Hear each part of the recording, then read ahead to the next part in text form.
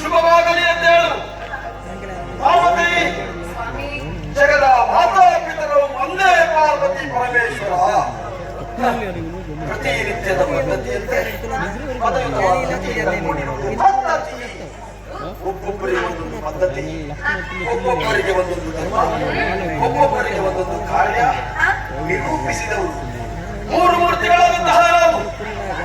ಇನ್ನೊಂದು ಸಂದರ್ಭ ನಮ್ಮನ್ನು ಸೃಷ್ಟಿ ಮಾಡುವ ಕಾಲದಲ್ಲಿ ಅಕಾರ ಉಕಾರ ಓಂಕಾರವನ್ನು ಬಿಡುವ ಸ್ಮರಿಸಿದ ಕಾಲಕ್ಕೆ ಆದಿಮಾಯಿಯ ಸಂಕಲ್ಪದಂತೆ ಹುಟ್ಟಿಕೊಂಡ ಮೂರು ಮೂರ್ತಿಗಳಿಗೆ ಕರೆಯುವುದಕ್ಕೆ ಹೆಸರನ್ನ, ಇರುವುದಕ್ಕೆ ಸ್ಥಳವನ್ನ, ಮಾಡುವುದಕ್ಕೆ ಉದ್ಯೋಗವನ್ನ, ಮೂವರಿಗೆ ಮೂರು ಗುಣಗಳನ್ನ ಕೊಟ್ಟು ಕಷ್ಟ ಕಾಲದೊಳಗಿನ ನಿಷ್ಠೆಯನ್ನು ಕೊಟ್ಟು ಸಂದರ್ಶನವ ಒಂದು ಜಗನ್ಮಾತೆ ಆದಿಯಲ್ಲಿ ಆಡಿದಂತಹ ಆದಿಮಾಯಿ. ಅವಳು ಕೊಟ್ಟ ಕಾರ್ಯದಂತೆ ಬ್ರಹ್ಮ ಸೃಷ್ಟಿಸ್ತಾನೆ, ಜೀವರಾಶಿಗಳನ್ನು ವಿಷ್ಣು ಪಾಲಿಸ್ತಾನೆ, ಕಾಲವರೆತು ಅದನ್ನು ಹರಳುಲಯಗೊಳಿಸಬೇಕು. ಹೆಡೆಗಣ್ಣ ಒಡೆಯನಾಗಿ, ಉಕ್ಕಣ್ಣನಾಗಿ, ಕಡೆಯ ದಿಕ್ಕಿನ ಒಡೆಯನಾಗಿ ಲೋಕದ ಅದೆಷ್ಟೋ ಭಕ್ತಾಕೋಟಿಗಳು ಹಲವು ವಿಧದಲ್ಲಿ ಹಲವು ರೂಪದಲ್ಲಿ ನನ್ನನ್ನು ಕೊಂಡಾಡುವವರಿದ್ದಾರೆ.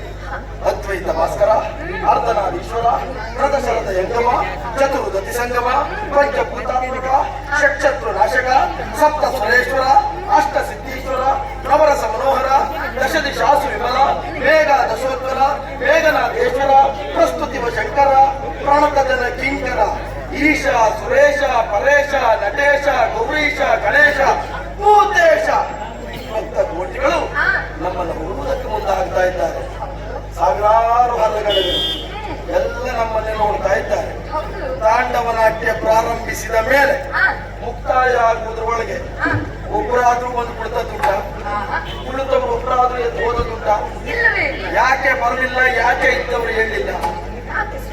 ಪರಶಿವನ ತಾಂಡವ ನಾಟ್ಯ ಎಲ್ಲಿಂದ ಪ್ರಾರಂಭವಾಗಿ ಎಲ್ಲಿಂದ ಮುಕ್ತಾಯ ಆಗ್ತದೆ ಅಂತ ಯಾವತ್ತೂ ನಮ್ಮ ಜೊತೆ ಇರುವ ನಮ್ಮ ಹರಗಣಗಳಿಗೆ ಗೊತ್ತಾಗುವುದಕ್ಕೆ ಸಾಧ್ಯ ಇಲ್ಲ. 7 ವಿಧವಾದಂತಹ ತಾಂಡವ ನಾಟ್ಯವನ್ನು ಮುಗಿಸುವ ಕಾಲಕ್ಕೆ ಮಧ್ಯದಲ್ಲಿ ಪ್ರವೇಶಿಸಿದ್ರೆ ಎಲ್ಲಾದ್ರೂ ಕಡೆಗಣ್ಣಿನ ಹಣೆಯ ಕಿಚ್ಚಿಗೆ ನಾವು ಗುರಿಯಾಗಬೇಕಾದಿತು ಎನ್ನುವಂತ ಭಯದಿಂದ ತಾಂಡವ ನಾಟ್ಯವನ್ನು ಮುಗಿಸಿದ ಹಾಗಾಯಿತು. ಜೊತೆಗೆ ದಕ್ಷ ಪ್ರಜಾಪತಿಯ ಮಗಳಾದಂತಹ ದಾಕ್ಷಾಯಿ ಅನುರಕ್ತಳಾದೆ. ನಿನ್ನಪ್ಪು ಮಾಡುತ್ತಿರುವಂತಹ ನಿರೀಶ್ವರ ಯಾಗಕ್ಕೆ ಎಷ್ಟೇ ಹೋಗುವುದು ಬೇಡ ಬೇಡ ಅಂತ ಹೇಳಿದ್ರು ಕೂಡ ನನ್ನ ಮಾತನ್ನ ಕೇಳದೆ ತವರು ಮನೆಯ ವಾತ್ಸಲ್ಯದಿಂದ ಹೋದವಳು ನೀನು. ಅಲ್ಲಿ ನಿರೀಶ್ವರ ಯಾಗವನ್ನು ಕಂಡು ನನಗೆ ಬೆಲೆ ಸಿಗದೇ ಇದ್ದ ಸ್ಥಳದಲ್ಲಿ ನನ್ನ ಮಡದಿಯಾದಂತ ನೀನು ಉಳಿಯುವುದು ಸರಿಯಲ್ಲ ಎನ್ನುವುದಾಗಿ ನಿನ್ನಲ್ಲಿಯೇ ಐಕ್ಯವಾದ ಯೋಗಾಗ್ನಿಯಿಂದ ಜಯಿಸಿ ಹೋದವಳು ನೀನು. ಮತ್ತೆ ಪರ್ವತರಾಜರ ಮಗಳಾದ ಪಾರ್ವತಿಯಾಗಿ ಜನಿಸಿ ತಪಸ್ಸಿನ ಮೂಲಕವಾಗಿ ನನ್ನನ್ನು ಒಲಿಸಿಕೊಂಡು ಯಾವತ್ತೂ ನನ್ನ ಜೊತೆಗೆ ಇಲ್ಲೇ ಇರುವುದು ನೀನು. ನನಗೆ ಆಶ್ಚರ್ಯ ಅದಲ್ಲ, ಯಾವತ್ತೂ ನಾನು ಮಾತಾಡುವಾಗ ನಿನ್ನ ಮೈಯೆಲ್ಲ ಕಿವಿಯಾಗಿ ಕೇಳ್ತಾ ಇದ್ದವು.